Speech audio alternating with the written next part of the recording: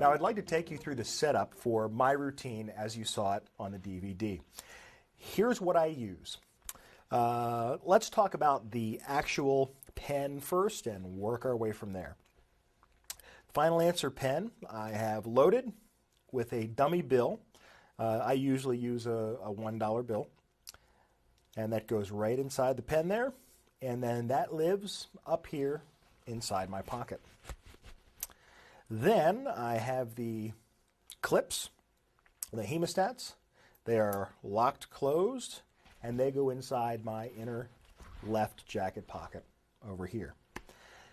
Now the envelopes at the beginning of the show are loaded. In the DVD earlier, the performance you saw, I used an Elvis coupon or an announcement for another show because of the hotel that I'm working at.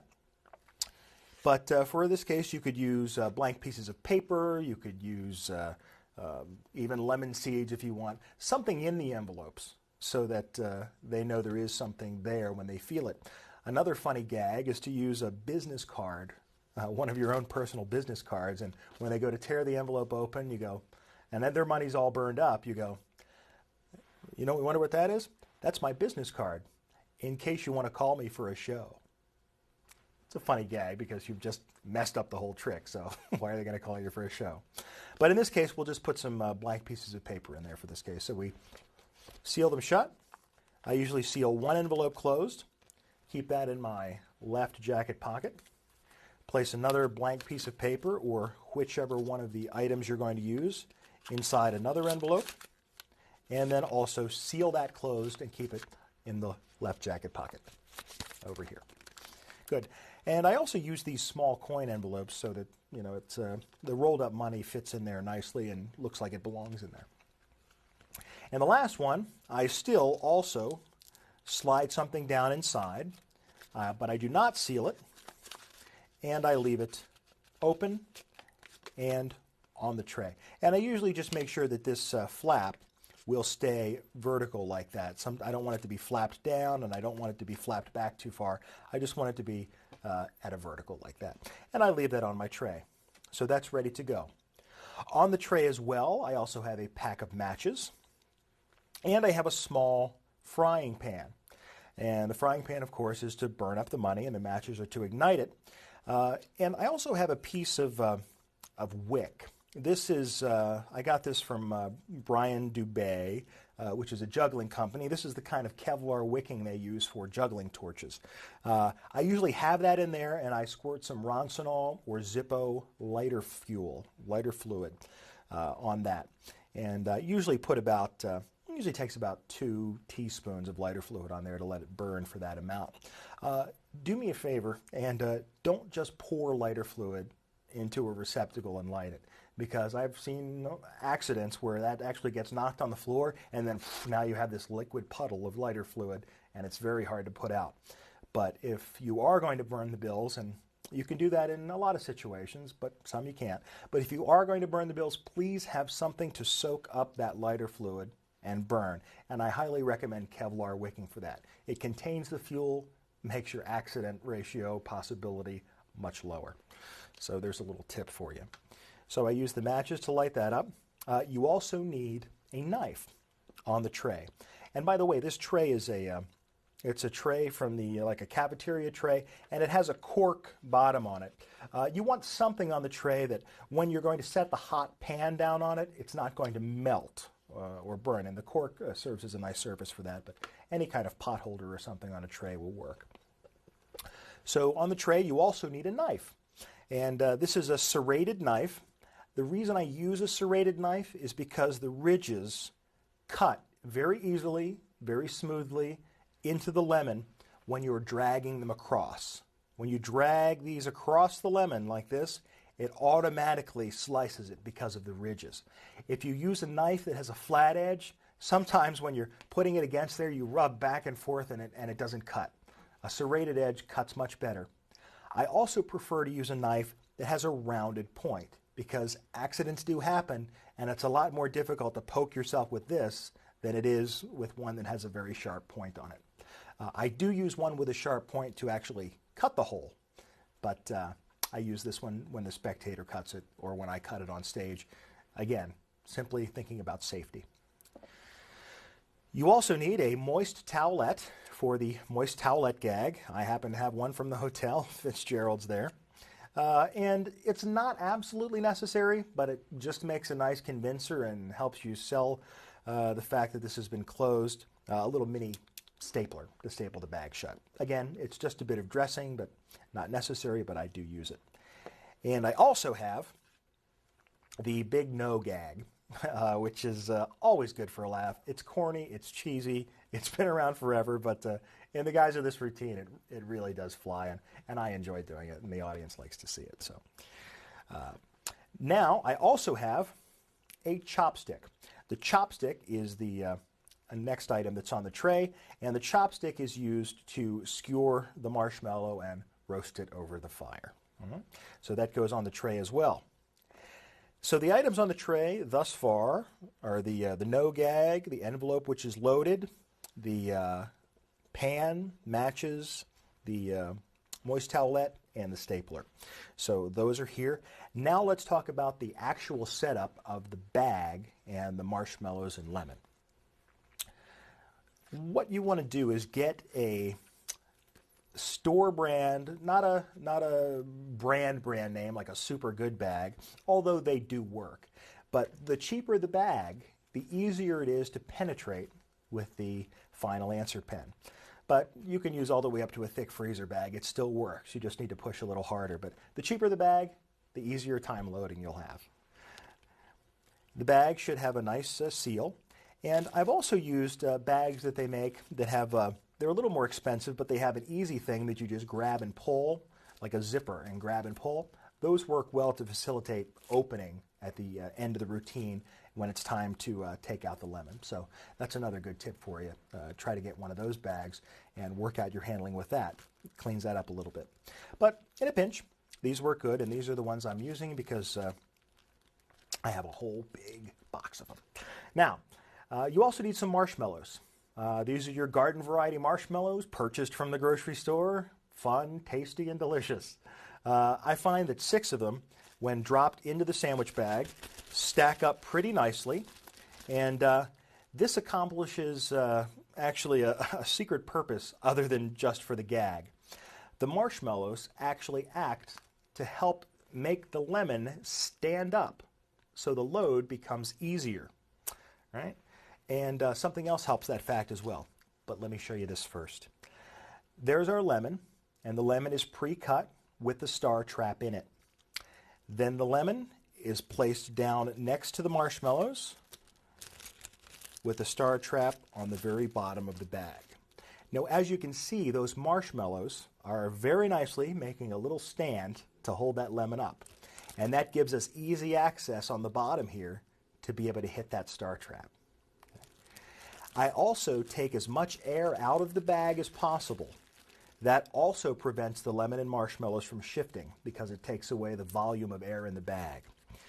Then I seal it shut, and now you can shake that around, and the position really isn't going to change all that much because it's protected inside here.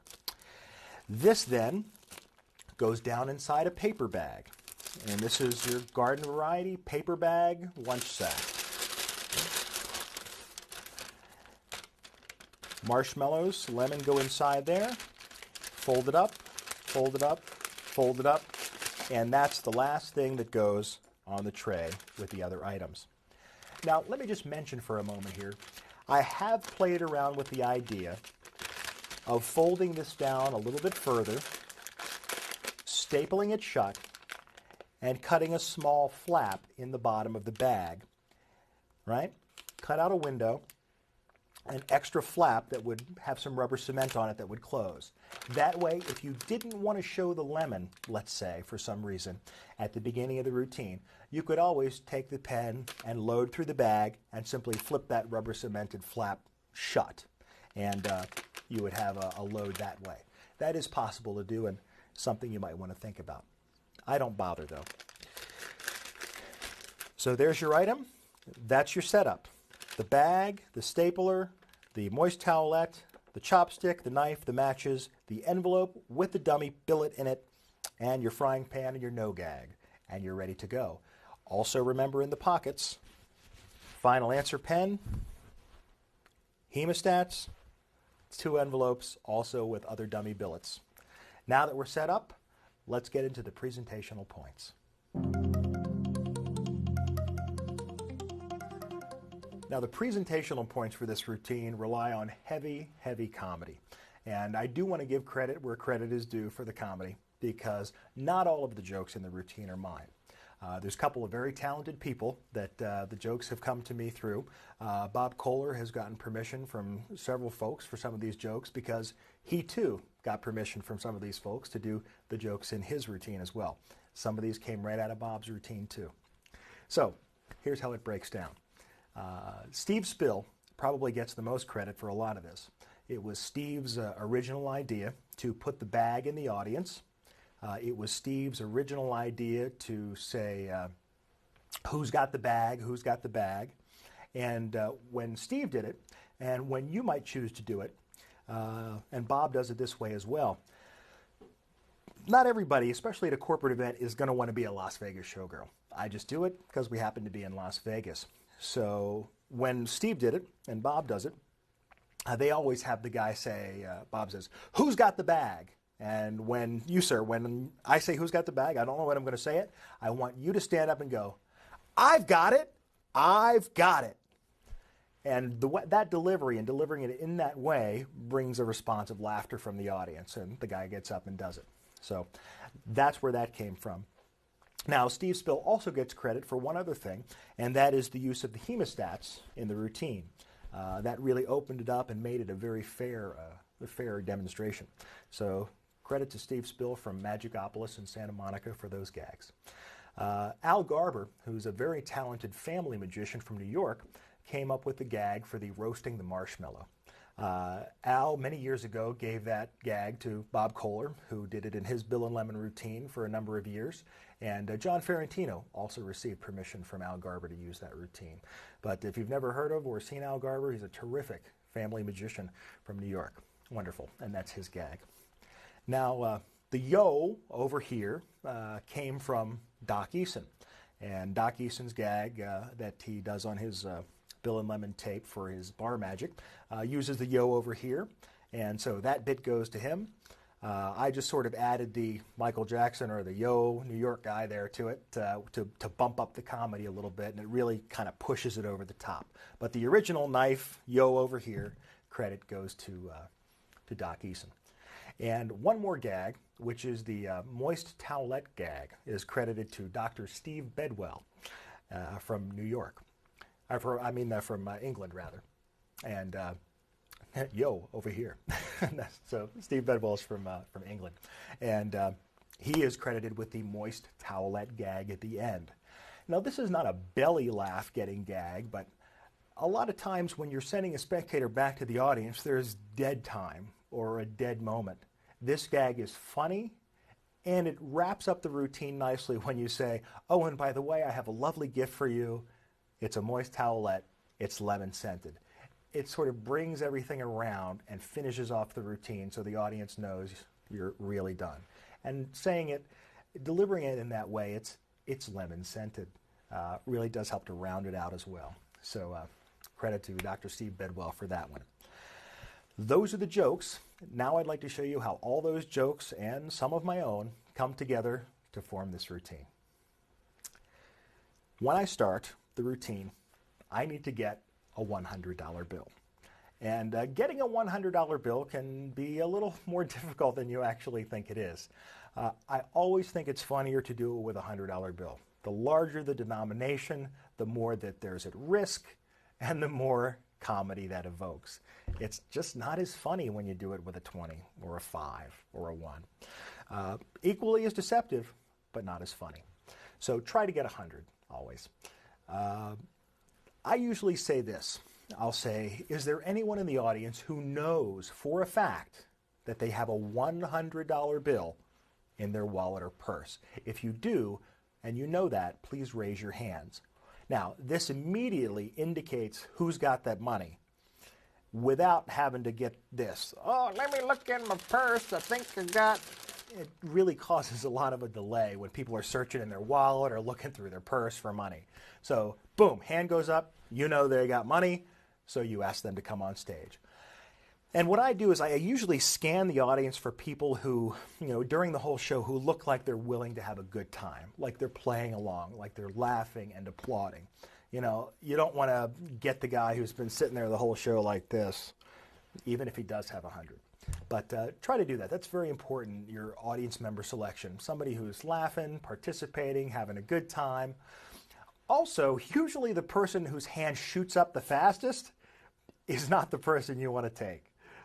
That also is a good point. But then again, sometimes it's just a gut call. Sometimes they're the best person. But you have to use your own sense of human nature and your observations to go with that. But the basic bottom line is you want to get that person up on stage as quickly as possible. You can even use some music, a little play on, dun, dun, dun, dun, dun, and bring them up. That always helps to cover that dead time. And once they come onto the stage, please remember to greet them. Please remember to ask them their name. Please remember to actually appear to care about this person. Because if you get someone up on stage and they're going to be a little hesitant, you're going to be making a little bit of fun of them, but let them know that you're a gracious performer. Let them know that they're welcome here, that they're friends to everybody, and we're just going to have a good time. That is so important in a routine like this. So please remember to do that. Now, once you get the money, you can show the money, take out the pen, and at this point, you're going to want to hide the fact that it has the button on it from the spectator. And you want to do this in a subtle way. First of all, it's a pen. They're not focusing on this. They're going to write their name on it. It's a pen. In fact, Thomas Wayne used this for close-up, and people signed their name on it. They never saw it. So here you go. You cap the pen, and that hides the fact that your money is rolled up inside there, and you hand it to them. And they're not even going to care about this because they won't even notice it. I've done this hundreds and hundreds of times on stage. No one ever goes, well, what's that? They just don't. So they get the pen, they sign their name, and I always turn my back and have them write on my back. That seems like it suggests to the audience that they're hiding something from you, that they're trying to keep something from you, that they're hesitant. Just that body language of them being behind you. And it really helps to set up the fact that they're uneasy about you doing this trick. There's just something about that position that I like. And I always ask them to print their name in large letters so it shows up. That's important too. And then I use the joke, and I want you to put your credit card number and sign it. And that gets a nice laugh, ties it up, and makes the delay of them signing it that much quicker. Then you're going to want to take the marker, close it up, and I do, depending on the situation I'm working at, there are a lot of kids, I don't sniff the marker. If it's an adult audience, then I'll do this gag, hey, you want some? No, sorry, that was rude. Put that away, and you're good to go. Now that you have the borrowed money, at this point you're going to do, if you're going to do the in-the-hand switch, you will do the in-the-hand switch, which is explained in great detail, so that you end up with the pen here and the money here. Their money has gone into the pen. At this point, you can do one of two things. When I know there's a magician in the audience, sometimes I will purposely let them think that I switch the bill and go into my pocket to ditch it. That's just a fun little thing that I like to do for magicians. But very cleanly, once you fold it, you do the in-the-hand switch. They think that's the bill. You go into your pocket and come out with the hemostats and clip them. If you're not comfortable with doing the jokes, don't. Just give them the money like that and let them hold on to it. For all intents and purposes, this is their signed bill, and because that's what they've seen you do. A very important thing, too, in the routine, when you're using the pen, the spectator does have a shot down inside to see that. So that's why I always keep the pen deep in my hand or in my thumb clip here, cheated away from them so they don't have a chance to see it. There are some occasions where you may gesture like this and the audience may be able to see inside the pen. It really is not a huge issue, but I know there's some performers out there who will think of that and they'll go, well, wait a minute, what if they see that? A thing to do that's very simple, Bob Kohler suggested, is take a black Sharpie and just darken that out in there a little bit. A very even simpler method, and something that I do, is I always cheat my hand back so they never get a chance to look down the barrel of the pen, and that covers that very nicely. You can have a nice fair open display. You can use the clip of the pen here as a guideline to line up exactly where the button is. When you keep that in line, now you know that when that clip is facing you, the audience can't see anything, right? So that's a nice little guideline too. But really, I'm being overly paranoid because I want to cover all my bases, but don't worry, nobody's going to care about this pen. Now, once the money is switched and in the hemostats, there it is. It goes over there. Now, it's important to get the items into the audience. They already think that the money is there. So you say, if something happens to the money, you get a prize, a fabulous prize. Let's see what prize we have. Oh, it's my lunch. My wife packed it for me. Let's see what she packed today. I usually look inside the bag, take a beat, look disappointed, show this hand is completely empty, very subtly, and go into the bag and come out with the lemon and the marshmallows. And I make the gag that's sweet and sour, or whatever gag you're going to do. And remember, the pen is always held down in a grip like this. When I go to reach into the bag, I like to load with my right hand. So I will, before I reach in the bag, I will transfer the pen over to my right hand. Now this comes out, and I show it. The pen is here, marshmallows in the lemon. I'll say, it's Atkins or something like that. In my house, we pray after we eat. I use a joke line to cover this move, because when people laugh, they relax. And when they relax, you can get away with murder. So usually I grip the lemon like this, and I make a gesture here when I tell the joke. That gets me a good bird's eye view of the star trap right here in the bottom of the bag. Now, that's what I'm aiming for. So I get a nice visual picture of that. I know exactly where it is now in orientation to my body. My thumb goes on the button. Thumb goes on the button, and I simply approach here, place the pen right against it, and push to load. Now, we'll actually put a bill in there so you can see the load at this point. That way you get an idea of what happens. So your money is loaded. Here it is. So I just come together and press. And as you can see, I'll stop here. It just loads right up into there as we showed you before in that load. It happens so fast, it's the rattlesnake bite. So we'll put the money back over here and continue. Now that you've loaded it, there's really nothing to see here. It looks like a regular bag. At this point, once it's loaded, I will oftentimes just put the pen back in my pocket, or sometimes I'll set it down on the tray. At this point, it doesn't matter. You're done with the pen, unless you're going to number the envelopes. You can always take it out later.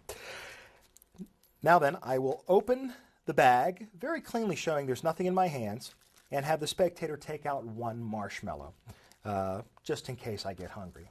So they take out a marshmallow for me, and I will place it on the tray. Then I very cleanly show that we'll zip the rest of that back up. And remember, pretty much the magic is done. All your dirty work is done. The bill's loaded, the dummy bill's in play. Now you can just have fun with the rest of the routine. Very cleanly drop this back inside the bag, close it up, and then you can staple it shut with a stapler. This helps you later to sell the lie that this was in the audience even before that bill was signed. So that goes out into the audience. Right? Also, the knife at this point goes out into the audience. And when you're handing the knife, of course, always be aware to handle towards the spectator so they can grab it. And choose somebody who looks at least like they've somewhat got it together to look after the knife. All right? Now, these two items are out in the audience. Those are handed out. And again, you're looking for people who are going to play along, for people who look like they're going to have fun. You recognize them because they got big smiles on their face. Their eyes are engaged to everything that you're doing. Look for those people. Those are going to be your best bets. Right? And I usually try to find a guy who is kind of big and stocky to be the showgirl, and some guy who's like sort of little and squirrely to do the knife gag, just as a general character type. Sometimes I've had a lady do the showgirl. Sometimes I've had a lady up with me on stage. Sometimes I bring a guy up on the stage. It just is sort of a gut feeling of depending on who's got the money, who offers the money, and who happens to be sitting nearby. So just go with your gut. A lot of times you'll be right. So these are all out into the audience. Now comes the point where you're going to place the money into the envelope in the particular routine that I do. So I take the money back, I pick up the envelope that has been sitting on the tray, and there's a number of ways that you can go with this. You could actually have the spectator at this point open up the hemostats and drop the bill in the envelope. It's a dummy bill, so it doesn't matter what happens to it. You could actually take it and put it in the envelope yourself and really burn up the dollar, right? You could actually take the dollar and use something that looks like a dollar, like the flash paper or the newspaper. You could also do something that I like to do. I will often slip the money just behind the envelope, take over with my thumb, and pull away. So at the front, from the front, it looks like you're putting that down inside the envelope, right? And really it's behind. Now, when I say stick out your tongue, I simply do this. Slide it over into my hand, pivot the envelope around, and rub it on their tongue and seal it up. Now, when I go into my pockets to get the other envelopes, this dummy bill goes away and the other two envelopes come out. So that's something you can do in case you don't actually want to burn up a real $1 bill or use a newspaper or a piece of flash paper or something else. That's a way you can get around it. So now that we have the envelopes, in just a moment, we're going to talk about the burning phase. Now, the burning of the envelopes phase is important for a couple of different reasons. Number one, if you happen to be working in a major casino and set off a fire alarm, you could possibly be sued for loss of revenue from the casino. That's no joke. So please, wherever you're working, whether it be in a ballroom or on a cruise ship, find out if using fire is okay, and let the people who know that you're just going to be burning an envelope or two on stage is going to happen.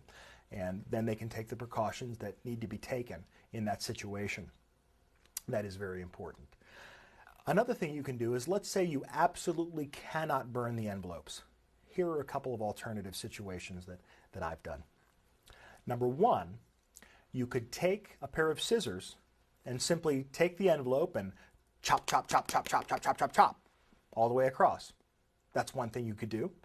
You could also have a very small paper shredder and feed it right into the paper shredder. You could even throw it into a blender and make a health shake out of it. And something I've done very simply is take the envelope, go tear, tear, tear, and throw the pieces into the audience. In a pinch, that works great because people think you just chuck the money out there somewhere in the audience, and then you pretend to go look for it or have everybody look for it or say, if anybody finds it, you can keep it. So those are some options that you can use if the fire is not going to be an option for you. Now, what you want to do is have one of the spectators select one of the envelopes. And I do this gag that people usually do with cards for the envelope. Just anyone that appeals to you or sticks out, da, da, da, da, da. You can number the envelopes as well. I mean, Terry Seabrook has the wonderful idea of numbering the envelopes in French, un, deux, three, and double deux. Sometimes I've used 4 envelopes and said un, deux, three, and doo-doo. I've used Roman numerals, I, and I. But there's a lot of things you can do. If you also want to make this into a sort of strange kind of mentalism routine, the spectator has a choice of one of 3 envelopes, and you're going to write, just like a slot machine, lemon, cherries, orange, and have them shuffled up. And like a slot machine, the spectator picks the winning one. And you can force them to pick the one that says lemon. And then, wow, that's very interesting that you picked the lemon, because in this bag over here we have a lemon. And that bag's been there the whole time. So you can also use that kind of approach to it. Now, what has to be done, I choose to not even number the envelopes because they all look alike. The spectator mixes them up. It just adds a little length to the routine that I don't think it needs. But an envelope is chosen. Spectator chooses one. I have them hold it or place it in their pocket, and the other two are destroyed. And the way I destroy them usually is I will throw one into the fire and let it burn up, and they get the idea. And then ask them if they want to change their mind or they want to trade. You can't have that one. So whatever they decide finally, then you burn the other envelope. Now while these are burning, and just a little touch about how I burn them, I use a match because it sort of sets up the anticipation. I've soaked the wick with lighter fluid before the show with my 2 teaspoons of lighter fluid, and I know I do this and that's going to last enough time through the show. You really don't want to bring a bottle of lighter fluid out on stage with you either. That's totally not allowed anywhere, an open bottle of lighter fluid on the stage. So, but you do have to portion it off like that. So I've seen a lot of people make that mistake. And if a fire marshal is ever in your audience, you're totally busted. So what I do is I usually take a match, pop it off, builds a little anticipation, strike the match, toss it into the pan, and you get that nice little sort of barbecuing on a Sunday kind of whoosh, which is kind of nice. But again, we're safe because of the wick. Always, I should mention too, if you're going to do this, always have 2 things. A fire extinguisher at the ready, easy access, stage left or stage right, well within 25 feet of your performing area. And I always like to have a bucket with a wet towel in it.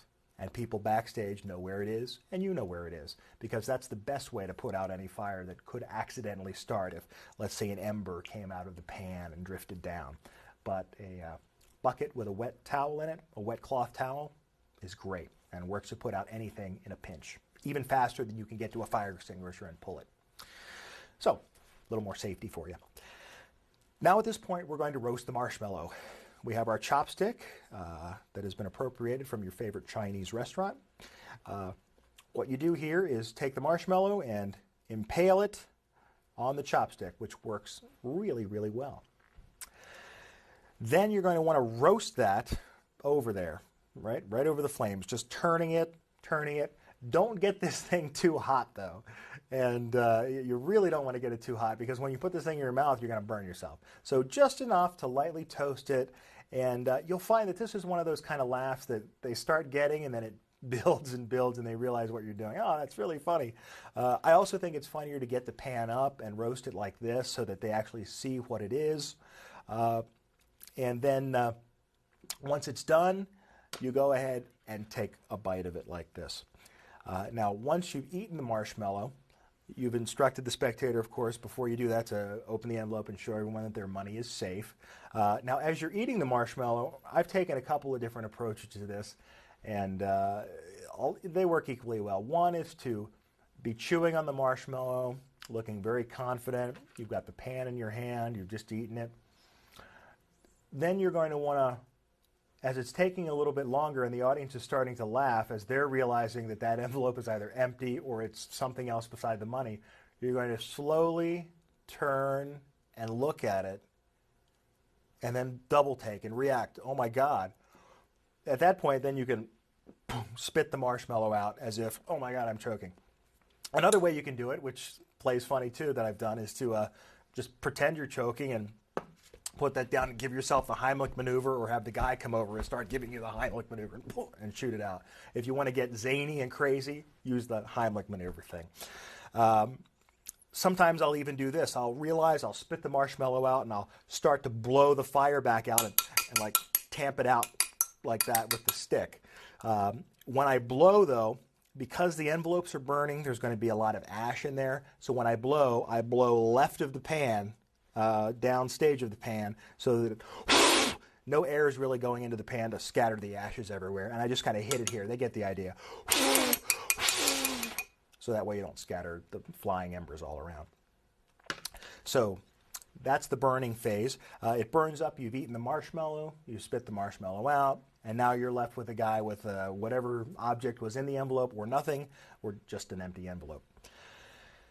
Now, once the guy is standing there with the empty envelope in his hand, you can use the gag of taking the ashes and placing them in the envelope. And, you know, if you can take this down to the casino cage, or Terry Seabrook says, take this to your bank manager, and then they'll tell you what to do with it, which always gets a funny laugh.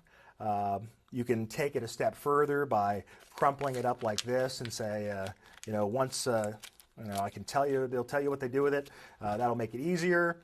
Or you can fold it to a point and say that'll make it easier if you want to get that graphic. Those are some jokes that have been used for that in the past. So the important thing here is to really let the audience think the guy's money's burned up. So try to usher him off the stage as much as you can. That's it, Bob. Thanks. Wow, that was it. You know, yeah, and get him to really start walking away. But I do that when I do the car insurance line. You know, I say the car insurance line, and then that's it. You know, go ahead, get off the stage. And then no, bring him back. I wouldn't do that to you, because he starts getting a little nervous.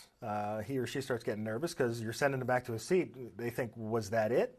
And the audience is like, oh my God, he's sending him back to his seat. So you get a little bit more comedy there that way. So they come back up and you say, no, I've got a plan.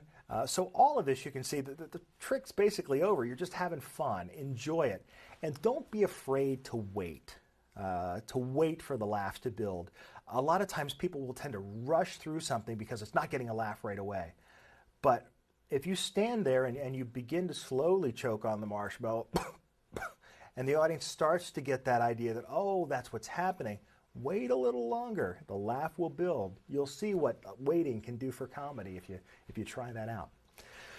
So the guy's back up on stage.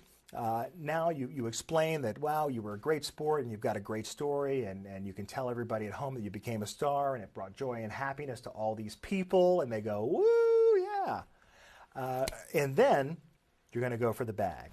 But the story doesn't end there, because then the guy said, who's got the bag? Boom. Now, this can go a number of ways. The spectator you choose, by some reason, could be just incredibly lame and go, I've got the bag, and it tends to kill the laugh. But if they play along, the laugh is huge. So in the instant that the laugh is huge and they did a great job and they played along, you're covered. Don't worry about it. Just wait for the guy to get all his laughter off of that gag. The more you stand there and wait and laugh yourself, the more the audience will laugh. If the guy is lame, you can take another approach. You can say, what was that? You know, what happened to who's got the bag? And you can play it up that way. So, and the audience will get you. And even if you think he's up to it and the audience is with you, have him do it again. So you get the bag comes back up, here it is. Then you go for the knife. Who's got the knife? And this gag always gets a good laugh, and the guy's playing along, that's great. If it doesn't get a good laugh, you can hold out and you can say the don't make me come down there and do that for you line there at that point. That also works well. Or, wow, that was the most exciting performance of that I've ever seen. Thank you, sir. And that'll get a laugh, and you can cover it that way. But do have a line or something ready to cover in case you don't get the reaction that you've expected from these spectators, because it happens. So now that you have the knife and the bag, they both go to your volunteer, to your helper. I always hand the person the knife. They hold it, and they invariably always hold it like this, which is sort of a threatening gesture. Some people will turn it like this, which is even more funny. Some people will go like this with it. Any of that's great, because you're going to deliver the line, whoa, that was a bad idea. And the audience always gets the idea that you just gave this guy a knife. So all those jokes are there in the routine for you to use. Now then, I will usually say something that, that Bob Kohler gave me, which is, here's your deposit. That's a funny line. I don't know why it's a funny line, but it gets a laugh. You'll see if you try it. It's just one of those absurd things. Now, once it's torn open, very cleanly, bring this out. At this point, you can have the spectator do that if you want. It doesn't matter. Remember, you're already loaded and ready to go. Now, I usually will take it out, show it very cleanly, and at this point, I will have the spectator reach in and take out the lemon. Now, as they're taking out the lemon, As you can see from the star trap, it's closed up, closed up like that pretty well. As a couple of minutes ago, I did actually shove a bill in there, and it closed up on its own really well. All you have left here in the bag is a very, very small hole. It's just a tiny little puncture. That's all that's left. So for all intents and purposes, the marshmallows, when they fall, really just kind of cover that up. There's nothing to see, right? Just like that. The spectator takes the bill out, or the lemon out rather, and at this point he can freely examine the lemon. It doesn't really matter. And then you take the knife from the spectator, and in my routine, I actually begin to cut the lemon open at this point. There's a number of ways you can go here.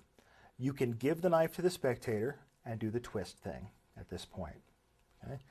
You can actually hand the knife to the spectator and have him cut it open, as long as you follow the instructions and show him exactly how to cut it.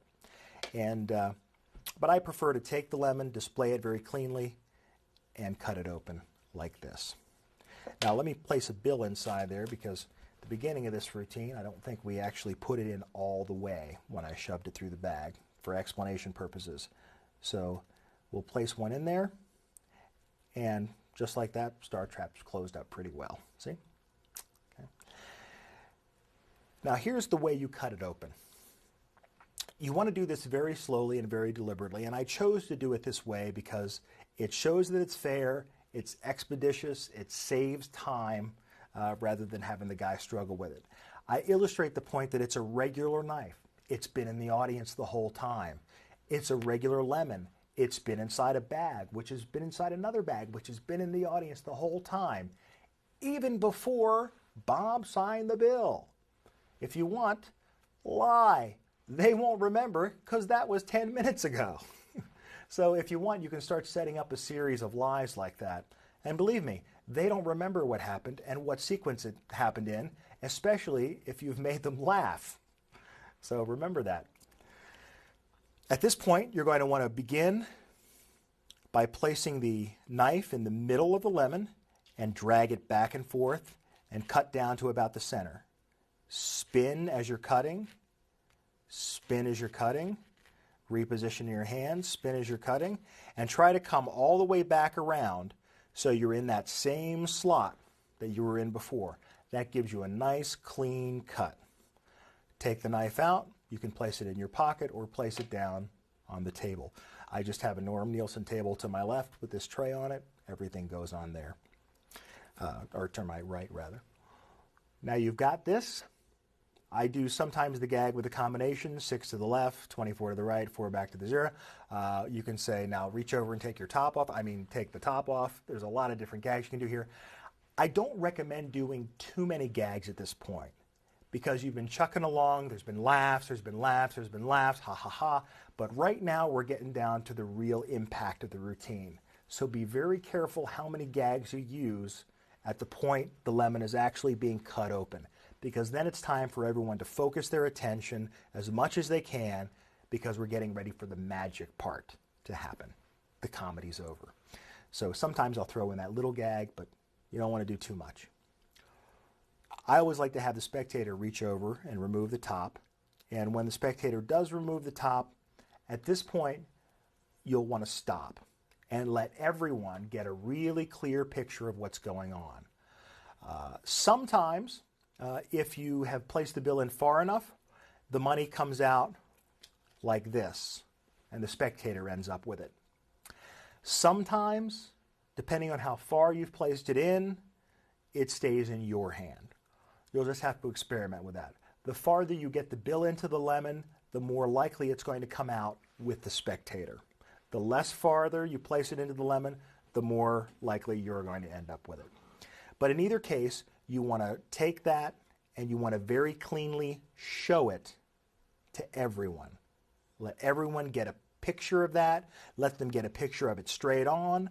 Let them get a picture of it, at an angle like that.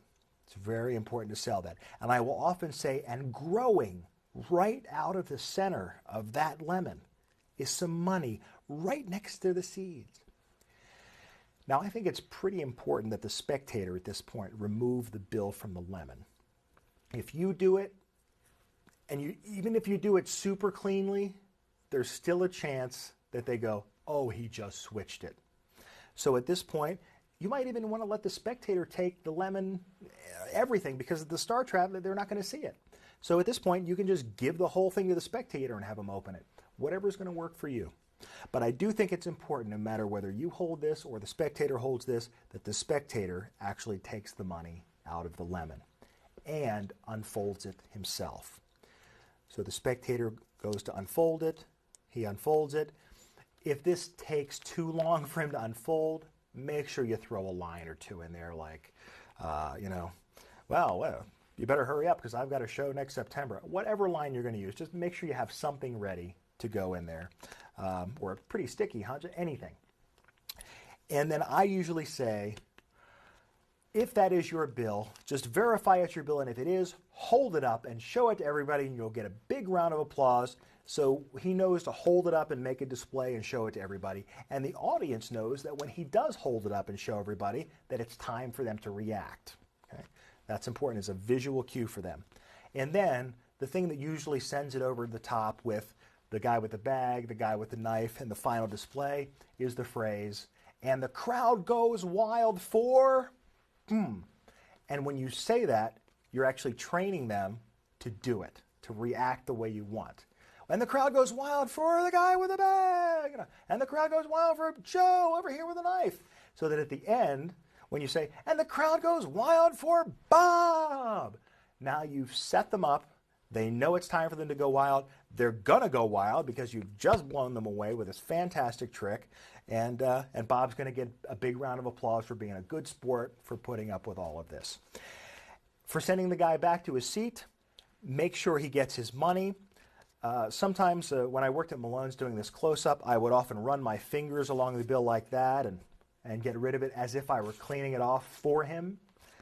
Sometimes I'll do that on stage. Boom. And I'll make sure he gets it. He gets the bill and starts to leave the stage. And, hey, this Bob, you were great. Crowd goes wild for Bob. He's leaving. You say, oh, wait a minute. He turns around and comes back up. That's when you remember the moist towelette line.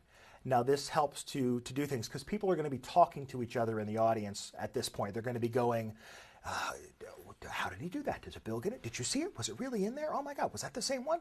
That's all that's going to be going on. So while they're applauding, they're talking, and they're going, wow. The guy goes back to his seat, and you pause. Everybody quiets down. Now all the attention's back on you. And you say, and Bob, here's a lovely gift for you, a moist towelette. He takes it. It gets a little laugh. And then you say, it's lemon-scented. And that puts more punctuation on the laugh, so they laugh even more. And then you can say, and one more time for Bob. And then he gets a big round of applause as he goes back to his seat. Now they know the routine is over for good. Everything has come full circle. And that is how I approach the routine. Those are the basic points of what I do. Now, you need to take that, decide how much of that you're going to do, how much of that you're going to leave out, and how much of your own personality you're going to bring to it in order to make a routine that works well for you. So Mimi, wouldn't it be great to be able to teleport yourself from one part of the world to another? Or to be able to switch places with someone in an instant? Yeah. Well, modern science is working on this very thing right now, but I've actually been able to do it with small things, like a piece of United States currency. Do you happen to have one that I could borrow? That would be great. If you wouldn't mind, take the pen and just write your name on the bill, nice and big so the folks at home can see it. This way we can authenticate and verify that this is a legitimate experiment. Perfect. And if you would, hold it up and show the folks. That's great. Now, in order for this to work, I have to place a small origami fold in the bill. In fact, I have a black belt in origami. So we're going to fold this up into a nice tight wad. Do you know what a tight wad is? Mm-hmm. I've actually heard your husband is a bit of a tightwad. No, absolutely not. Absolutely not. Now, you'll notice that I have two little devices here on the table. That is actually a teleportation device. If I were to drop the bill inside this tube, it protects us from any chemical reaction that might take place. And then we screw the top on just like this, because there is quite a bit of energy involved in this transformation. I have another tube over here as well. We're going to place the first tube inside this tube and seal it up nice and tight. If you would, just place your finger on top of that for a moment. Now, I have a lemon in my pocket, and I'm happy to see you. Check that out. That looks like an ordinary lemon, yes? Now, this lemon actually is very moist, very juicy, sealed by God. And in fact, it's one of the most perfect things in nature. I'm going to leave that over the other side of the table because it's very important to bring the elements of nature into this as well. Now, actually, you wrote your name on the bill, correct? So I'm going to write my name on the lemon. That way we can verify that both objects are free, clear, and above suspicion. That's my name. I'll leave it right over there so everyone can see it. And if this doesn't work, you can take that home as a souvenir. Okay? Now, I'm going to take 2 of these handkerchiefs and cover them. First, we cover the lemon. That'll keep the flash out of our eyes. Remove your finger for just a moment. We'll cover the other one. Now, the money is going to jump from here to where the lemon is. The lemon is going to teleport from here underneath this handkerchief. Are you ready? Did you see anything happen? No. That's because nothing happened. That was just a rehearsal. Now get ready. I feel the energy coursing through my veins. The teleportation is taking place. It's done. Now the lemon, which used to be here, has jumped over here. The money, which used to be here, has jumped over here. That's the easy part. The hard part is to get them to jump back to where they started from. Now, you might have noticed that it didn't really look like anything happened. That's because nothing actually happened in the physical universe. It all took place out here. I'll show you what I mean. We take the top off. No one's come near that. No one's touched it. But if we open it up, inside that sealed lemon, of course, there would be some lemon juice and seeds. And the money is gone. That means if the lemon juice and seeds have changed places here, inside the lemon, you don't think. Could it be? No. Let's take a look. I have a knife right here. Please take the knife and cut inside the lemon, back and forth, all the way down into the center. And stop. I'm going to turn it over, cut back and forth, back and forth, back and forth, and stop. And one more time, over the other side, back and forth, back and forth, back and forth. Now stop. Now that's the very same lemon that I wrote my name on. Let's take a look inside and see. Reach over there and pull the top off, straight up. Inside the middle of the lemon, there's some money. Reach over and take that out. There used to be some money in there with your name on it. Right. If you would unfold that, and let's see if we have actually caused the 2 objects to change places in a rather amazing way. We did it! A miracle of modern science.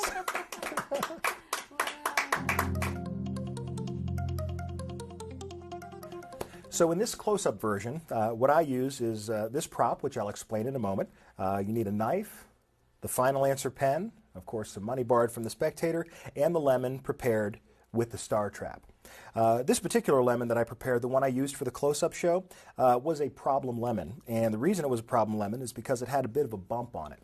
And I have found a way that if you take the lemon and you press something hard against it, like the knife, just to soften it up, or you press it on the edge of a table, it actually softens the meat, the rind of the lemon up here. Then you can place your star trap in it. It's still a little bit tough to get in, but if you're faced with one of those lemons, and in this case I was, you can very easily make it a little bit easier to load if you massage or press or crush that end of that lemon a little bit. But try it out if you get a very stiff lemon. That's an interesting little thing I discovered rather recently. Now, in order to do this particular version, I use a double bill tube from Viking. And in the double bill tube, what you can do is, it's a device that allows you to remove the bill and substitute it with the lemon juice and seeds. Now, this device is not too expensive. It's nice. It's made of brass from Viking, and it's one that I've used. Another thing you could do is very easily take an envelope, a manila envelope, a little coin envelope, and use the slit idea from the other method where the seeds are already in the envelope and the bill goes in and comes out the bottom if you don't want to go to the expense of getting the double bill tube. So you can use an envelope switch as well for this sort of thing. Now, anyway, in the routine, the bill is signed, and it is folded in the traditional final answer method. The pen is held in your hand as well, and the bill is folded up as per the fold for the pen. Then you use whatever joke you're going to do to misdirect, remembering to keep the end of the pen away from the audience's view. Once again, it's loaded into the hand, and this one is brought into place in front of it. And when you're going to load, again, keep this here, in, and out. Very simple. Now this is then dropped into the double bill tube. The pen you can set down at the side. You can place it in your pocket or get rid of it for a moment because you don't need it. It goes into the double bill tube, and then the double bill tube, I'm not going to go through the whole explanation of this. Unless you have it, it'll be worthless to you. But you do, as per the instructions, remove the bill and do the substitution for the lemon juice and seeds, and all the dirty work is done. Now, you then go into your pocket and remove the lemon. And the lemon can be looked at because you have the star trap in it. There's nothing to see. They can casually examine it. You can do the spin, let them take a good look at it. And the load is done in this particular method using the signing of the name gambit on the lemon. You would show the lemon, show the pen, relax, bringing the hands together, and at that moment, then the money is injected right into the lemon like that and sealed up quite nicely. And then that goes to the side. Now, as you do that, you continue to take the cap off, and you can sign it, as I did in this particular version, or you could just as easily hand the pen and the lemon to another spectator and have that spectator write their name on it. There's no heat on the lemon at this moment because they don't know what's going to happen. Then that goes off to the side. The pen goes away. You don't need it anymore. All the work is done for you. Now it's just simply a matter to take some of the handkerchiefs under the guise of covering them up and causing them to switch places. You do whatever jokes you're going to do. Feel free to use any of the ones from that routine or make some of your own. Show that it's happened. You're going to undo the double bill tube, dump out the juice and seeds, and when laymen see the juice and seeds pour out of there, their mind starts turning 1,000 miles an hour going, oh my God, well, wait a minute. If that, then it's got to be, and they start putting the pieces together, and it creates more of an anticipation. Then, of course, you go right over to the lemon and cut it open. We'll do a quick cut job. If you want to get right to the point, you can just cut it open yourself, and it's quick enough and fair enough to just go around it like that. A lot of people prefer the mystery and the build-up of having the spectator cut it, but you can just as easily cut it yourself, as long as you're clean and fair and open about pulling it apart. And, of course, you open it up at that point. The money's in there. You, of course, unroll it and show them their signature. Now, you can also do this sort of thing with other objects. You could do this, for example, with some paper bags. You could drop the lemon in a paper bag over here and drop the money in a paper bag over here and shake them and do the same type of transposition. But the idea of substituting one thing for another or some kind of transposition effect is a really neat premise and setup for the bill and lemon. So that's something that should get your gears turning about a close-up presentation along those lines.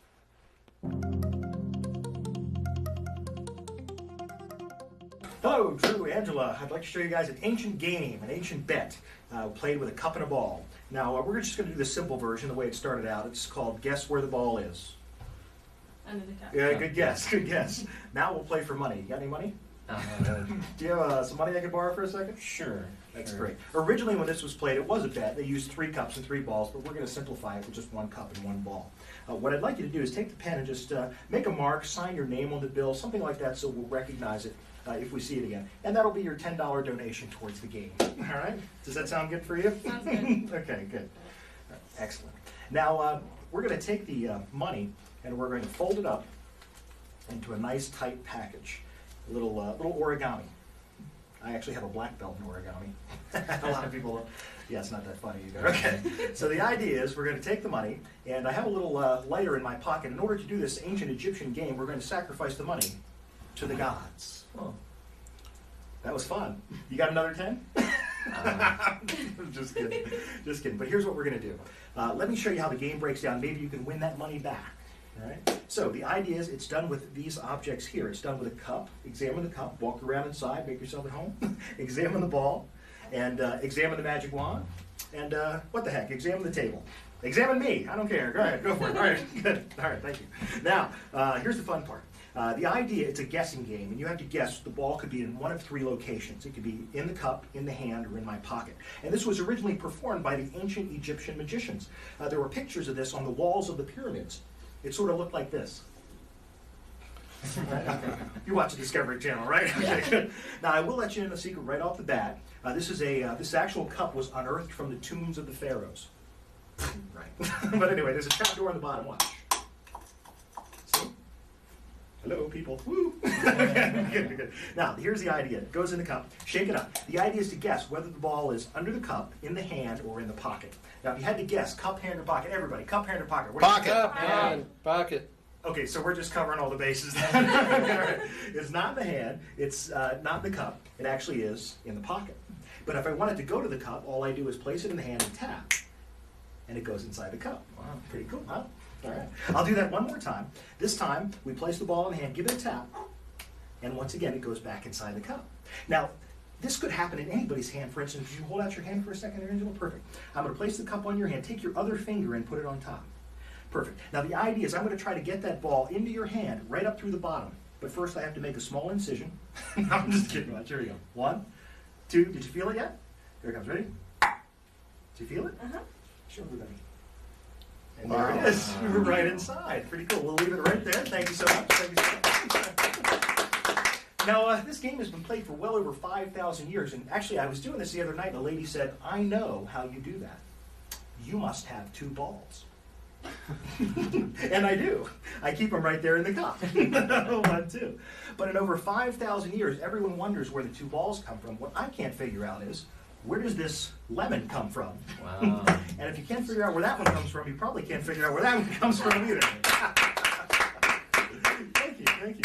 Now these are often said, when you perform this trick, the magician is often kissed by the sun god Ra.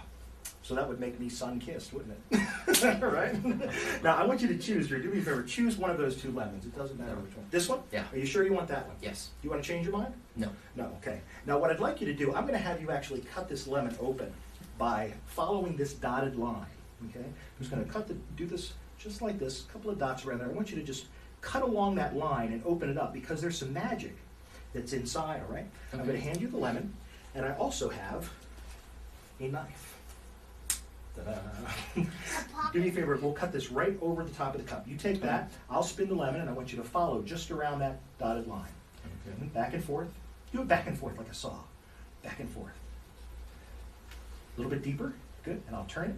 Back and forth. Good. Don't cut the pink stuff. That's fingers. Back and forth. Back and forth. Now this lemon, which came from outer space or aliens or somewhere, I don't know where it came from, but the most interesting thing is the magic that's inside. If we turn 6 to the left and 24 to the right, and we take a peek inside, whoa! You'll notice there's actually some money poking out of there. Would you mind just reach in and pull that out? It's a little wet, but I think you might recognize it. This is the actual, very same $10 bill that you wrote your name on just a moment ago. And I thank you. Thank you.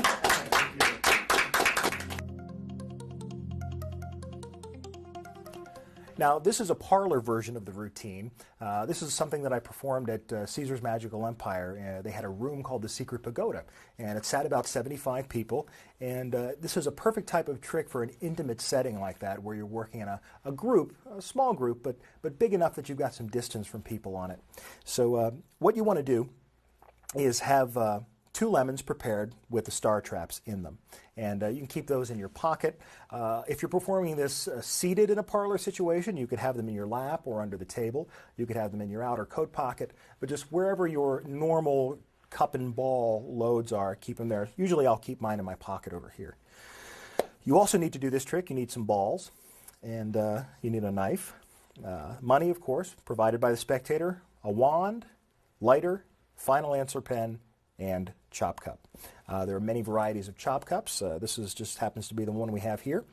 The lighter starts out in your pocket over here. The ball that is the non-magnet ball goes in your pocket as well. The wand, the magnet ball, and the cup remain on the table. You can also place the knife in your pocket as well. The final answer pen is loaded with a flash bill.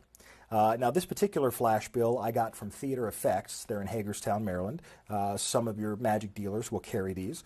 Or if you're working in enough of a parlor situation where there's some distance between you and the audience, just a piece of flash paper with some black squiggles on it or a little bit of green chalk works very well with a little bit of black writing. So, but that's all you need, a piece of flash paper that resembles money. But if you want to go with the commercial version, you can get them from Theater Effects. That's loaded into the pen. I keep that usually up here in my pocket. And then the bill from the spectator.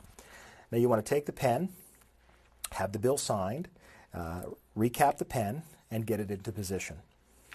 Then you begin by folding the bill and use your jokes to cover, or some banter to cover the folding. Once you get it folded down into the proper size, take a pause, say your line, remember to keep the end of the pen away from the spectators. Load that into your hand, much like the other versions, except in this version, the flash paper bill is not as substantial. In other words, when it's pushed against the bill here, it's going to want to bend or buckle. That's where you have to alter your grip just a bit. What you want to do is bear down with your thumb and middle finger there, and your third finger. Squeeze down so you get a nice tight grip on it. That way when it goes into the pen here, I'll turn so you can see it a little bit, it goes in, you push, and then the flash paper bill comes into view. That way you're not actually using the flash paper bill to shove it because you won't get enough leverage. You have to actually squeeze and push it in there. But because you're in a parlor situation, there's not as much heat from the close-up situation on this, so the switch will be adequate. Now, once you have this, you can either do one of two things. You can take the pen and put it away now till later. You can keep the pen in your hand because it's just natural that you're holding the money here and the pen here. At this point, you go into your pocket and bring out the lighter, and you're going to light the flash paper. Now, when you're lighting flash paper, we had spectators here, so you want to do this ahead of time so that you know each batch of flash paper. When you get a new batch, you're going to want to light it and see how it burns. And just to check that out, because it's very important that you don't want to have a long burning batch, fall into a spectator's lap. So know what you're working with. Test that flash paper out before you start. This version tends to burn rather quickly and also disperses some ash because of the ink on here. So I'll just do it real quickly for you. Boom. That's about the right amount of time. You see you get those nice little ashes that fall down because of the ink. So that's a big startling moment. Wow, the bill burned up. That was exciting. And then you move on to the trick. Don't even pay attention to the fact that the bill is gone. In fact, in the show that I did at the Magical Empire, I would burn the bill up at the very beginning of my set. And it wouldn't be until 18 minutes later, when the lemons came out, that they remembered, oh yeah, wait, that guy lent him some money. Now, the actual routine itself, you can see from the show. We'll place the pen in the pocket here for now. I'll give you the basics of the routine. You have the cup examined. I would say examine the ball, examine the magic wand, and what the heck, examine the table. I don't care. So depending on the audience's mood they were in as I was performing this, I would get as crazy as I could, or if it was a more subdued audience, I'd pull back a little bit. But then you're going to take the ball, drop it in the cup, give it a shake, let them hear that bouncing around, right? So they know it's not stuck there. Let them hear it bouncing. And then I would say that is the ball in the cup, in the hand, or in the pocket? And I would very suspiciously do that and do this and do this. And that would get a laugh in itself because they're like, oh, well, he did something. So once you do that, then you open your hand, you tell them it's not in the hand, it's not in the cup. And that's a natural reason to lift the cup up. And when you're setting it back down, by that time you're moving on. So now, of course, you've just dislodged the chop ball. So it's not in the hand, it's not in the cup, it's actually in the pocket. Then I do a roll down vanish here, give a little tap, show it's gone, and now it has jumped mysteriously into the cup. Of course, I have another ball here, which I load, pick up the cup, or pick up the ball. This one then I'll place in my hand, pretend to vanish it. Sometimes I'll say, oh, you're watching too close, and then do it again, tap, and show it's there. Now then, at this point, I can get ready to load this ball back up inside, but because this is now the magnet ball, it will just roll up in there and stick. So you can very freely show your hands empty. Now, I turn to the spectator here, and I place the cup in her hand. This is something I've been doing for quite a long time. placing the cup in the spectator's hand, having them hold it and place their finger on top. Now, because of the inertia of the supposed ball, which you pretend to place in your hand, because of that inertia of the hand traveling up and hitting against the bottom of the spectator's hand, it actually causes that ball to dislodge and drop into the hand. And that causes a really weird sensation for the spectator. And when you do this, you want to pause right before it happens and set them up for it. So now watch. And sometimes I would say, don't let this freak you out. And look at the audience like, wait, what's going to happen? And then I've had people, when you do it, the gasp from the lady, because she actually feels it touch her hand. And that's a magical experience that's very hard to top. So then you lift that up and you show now that it really did appear in her hand like magic. She's fooled, they're fooled, you've got a great moment there. Then I would take the ball from the spectator, get ready to load the ball, which I have fake transferred into this hand. That goes down, the ball with the cup there, ball and cup, drop them both. So now they can see that there's two balls under there. When you do the reveal for the two balls, that's when you load the lemon. Hand goes into your pocket. Okay? And then you want to get ready and kind of have the lemon down here. When you're going to show these, you say, there's the two, come back and load. Put that down here, take a break, separate the two, take a beat. And say, of course, a lot of people will wonder where the two balls came from, but what I can't understand is where the lemon came from. You show that, do another load, set it down, and then, boom, you got your other lemon. Ta-da! And I usually set one here and one here because it creates kind of an interesting picture. Now at this point, since both lemons are loaded with a star trap, you're good to go. There's no force. You say, pick a lemon. Whichever lemon you want, that's the lemon we're going to use. Once again, you take your pen out, and in this situation, we're going to use the drawing the line around the lemon to justify the bringing the lemon and the pen into the same area. So at this point, you would say, I'm going to take the lemon, and I'll do this in slow motion for you, and we're going to draw a line. This goes here, press, the load is done, cap the pen, and now what you want to do is place the pen against the lemon and just rotate the lemon, leave the pen where it is, and that'll draw a line all the way around. Now you can also dot the line if you like, say cut along the dotted line, it doesn't matter. Once that's done, that can go into the spectator's hands. Now that you have the line drawn, you can give them the knife if you like. Tell them to just go ahead and cut along that line. Follow all the way around. If you're not comfortable with the spectator with the knife in his hand, then you yourself can physically spin the lemon around and ask him to cut. Or vice versa. He could spin the lemon and you could do the cutting. There's a number of ways you could go with this, but because of the star trap, it doesn't matter. That's the beautiful part about this. So that's an example of something you can do with the final answer pen in a parlor situation. So enjoy that and work out your own routine with it. All right, is everybody having a good time out there so far? Let me hear that.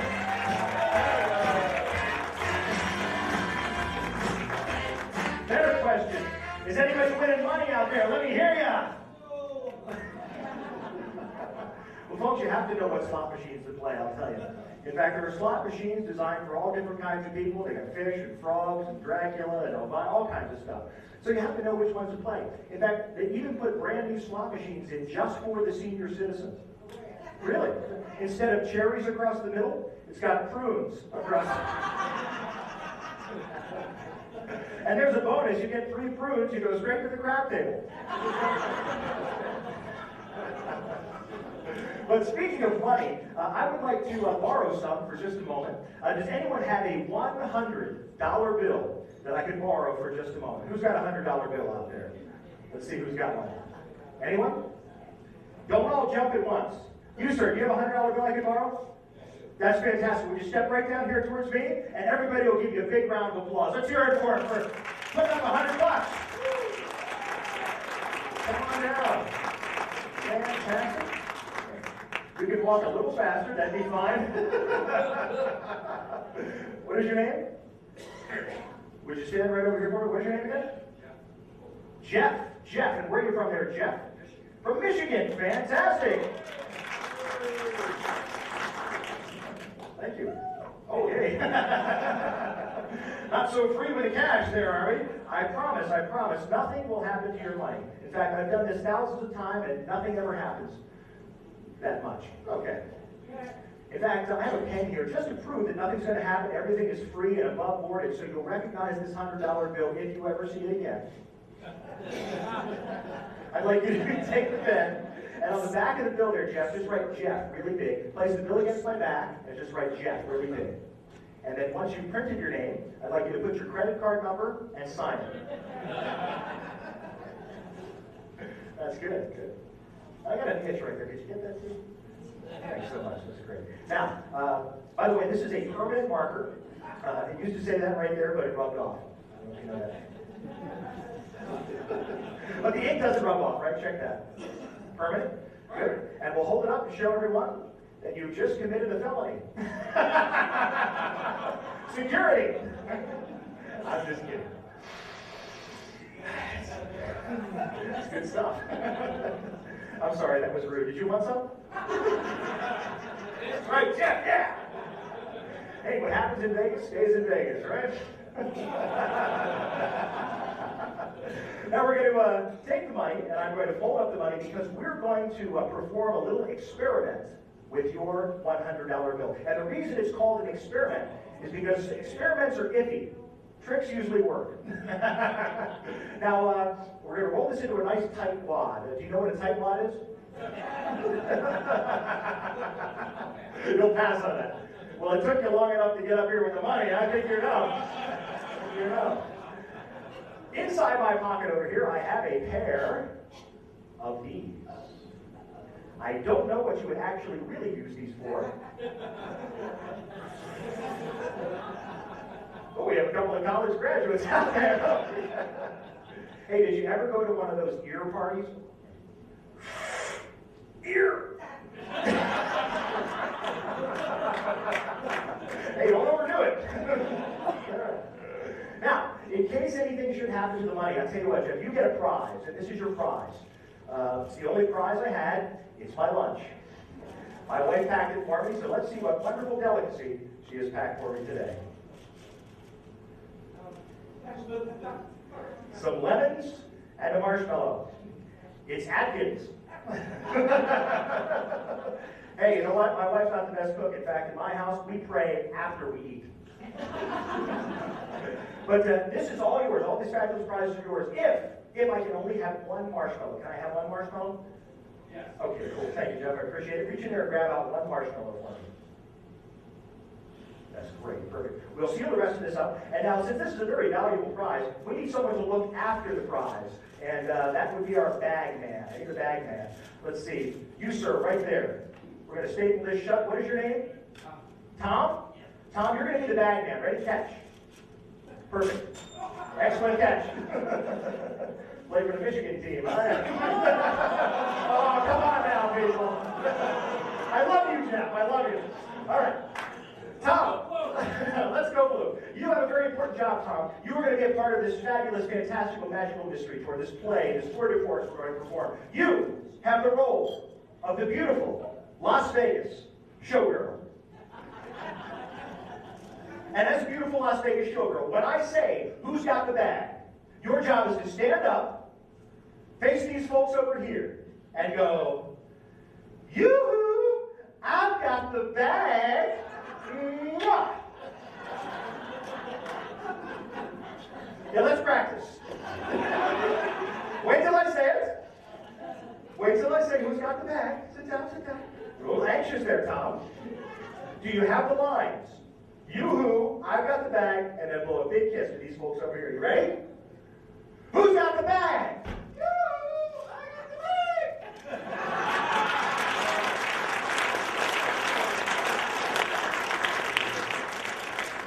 That was amazing. That was great. I have a feeling the Academy Award is coming your way. Do it just as good or better the next time I ask, all right? Perfect. Now, Tom, your money is going to, Jeff, that's right, you're Tom. Good memory. Who's that? There's a guy sitting next to you. What's that guy's name? Norm. Norm, how you doing? Norm, you're going to back me up. You're going to be my bodyguard. In case Jeff starts looking a little angry, I need you to back me up. You're going to be the guy with the knife. Take this knife. Take the knife, Norm. You have a very important job. In case Jeff starts looking angry like he's going to jump me, pull some karate or something, I'm going to say, who's got the knife? Well, that's right, you do have the knife, but you're going to be my bodyguard, so you got to be a tough guy. When I say, who's got the knife, you stand up, face all these nice folks over here and go, yo, over here.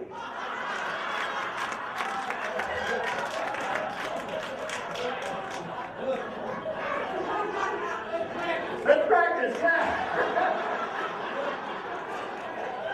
Are you ready? Who's got the knife? Yo, over here! That Viagra must be kicking in, huh? And make sure you really grab. I don't want to have to come down there and do it for you. Good job. All right, now, Jeff, here's the fun part. We're going to play a game. The reason I brought you up here, the whole crux of this experiment, I'll take the marshmallow for later, but right now, I am going to seal your money inside one of these envelopes. Your job, I'm going to charge you with psychic energy. If you guess the correct envelope, you win. Now sit down, your tongue. Sexy. Hey, look at that. That wouldn't stick when I licked it earlier. I'm just kidding. I wouldn't do that to you. But here are two other envelopes from my pocket. One here and one here. These have something in them, pieces of paper. All right? Now, your job is to guess which envelope contains the money. But what is this all about? This is all about me giving you my psychic powers, my psychic energy for just a few moments so that you can correctly determine which one has your money in it. Are you ready to receive the psychic powers? Demons be gone! Do you feel psychotic? Psychic? You feel psychic now. You feel the energy coursing through you. Let's perform one test before we get down to the main event. I have written a word on this card before I came out here. Do you have any idea what word I wrote? No. No. Good idea. That is correct!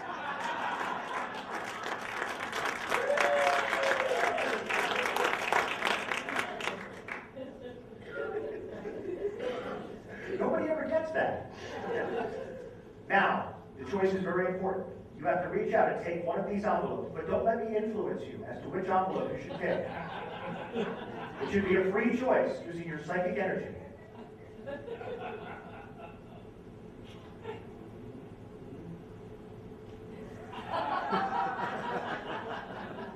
That wasn't obvious.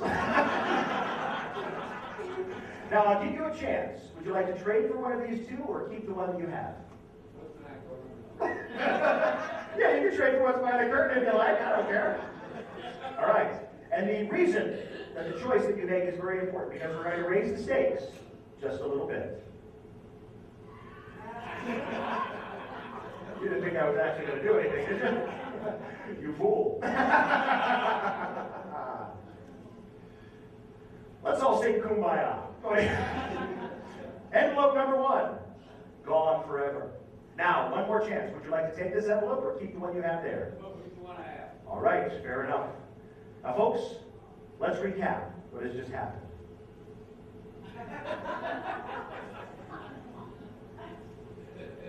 We gave our lovely Las Vegas showgirl a bag. We gave Norm out there the knife. Jeff signed his name on some money. We sealed it in one of 3 envelopes. And Jeff, using his newfound psychic powers, has determined which envelope contained his money. Now, for the first time, tear that envelope open and show everyone that you definitely have the power within you.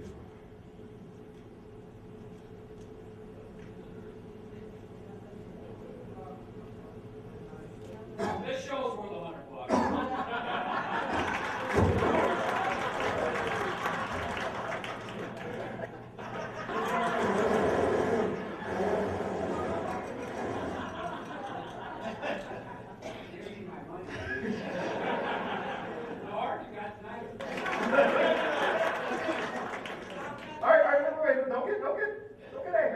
I've got some good news, and I've got some bad news. The bad news is, you should have picked the other envelope. But the good news is, I just saved a bunch of money on my car insurance by switching to Geico.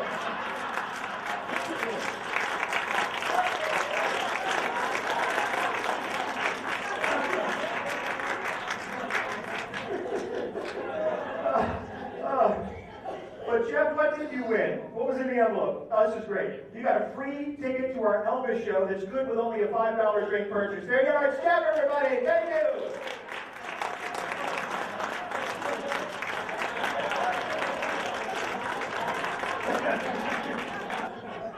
All right. I'll fix it. We'll start from the top. Give me another 100. All right, I'll tell you what. I got it covered. I know exactly what we're going to do. I am the man with the plan. Here is what we're going to do.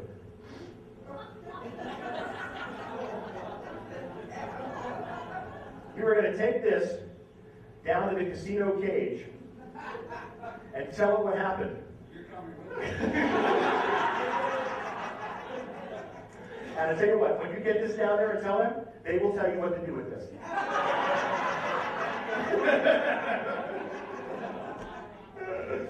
Oh, Jeff, that was great anyway. No, he was great. Give him a big round of applause. Thanks, Jeff. That was great.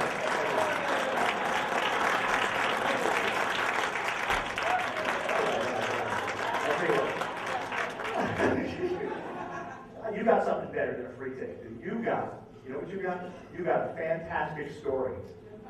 You can go back to Michigan and tell everybody that you came to Las Vegas up on stage, and even though we burned up your money, it brought joy and happiness to all these people.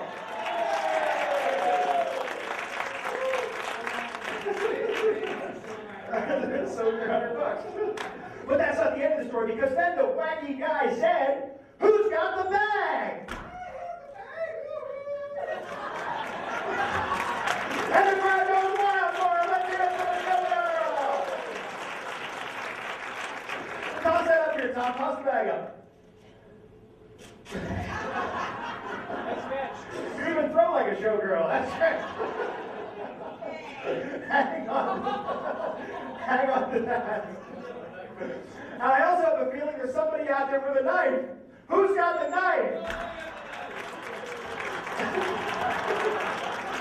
Yo, over here.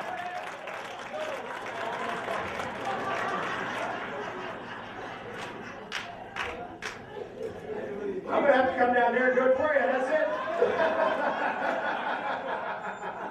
Thank you, Lord. You know what, though? You are lucky, because some people do this with the wrong hand. Hold on to that, Jeff. Ooh, that was a bad idea, wasn't it? Hey, Jeff, who's got the name?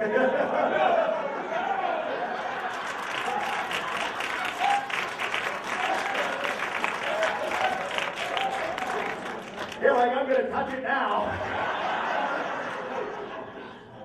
Give this bag. There's your deposit. Reach inside there and take out the plastic bag for me, Jeff. Okay, hand it to me right here. Jeff, remember, this was in the audience the entire time. What I'd like you to do is please reach in there and remove that lemon. Nice job. Hand me the knife. Slowly. Hand me the lemon. Now, as you can see, this is an absolutely ordinary lemon. No holes, no cuts. This is an absolutely ordinary knife. Nothing funny.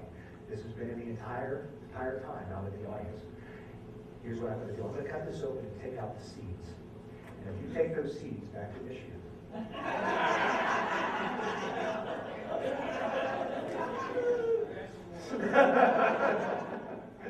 and plant them in your front yard, a money tree will grow. That's very close. Cut the silicone all the way around. Be careful not to damage anything that might be inside. Now, folks, I guarantee you will not forget this for a very long time. Reach over there very slowly, Jeff, and pull the top of that lemon off.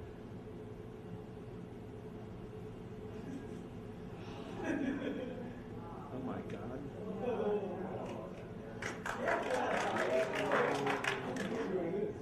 Reach in there with your own two hands and pull it out. And now I'd like you to unfold that.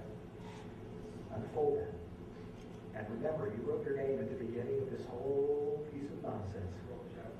You did. I'd like you to tell everyone if that's it, and if it is, please show it to them, and they're going to go nuts for you. That's it. It says Jeff. So then we say one. The crowd goes wild. Where's Jeff? Thank you, Jeff.